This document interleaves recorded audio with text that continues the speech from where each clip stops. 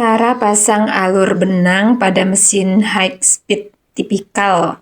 Ini saya tinggal masukin aja ke sini biasanya, kemudian alurnya ke sini dan ke tension. Nah, bagian tensionnya gini aja, kemudian sangkutin sini ada klep ini ya.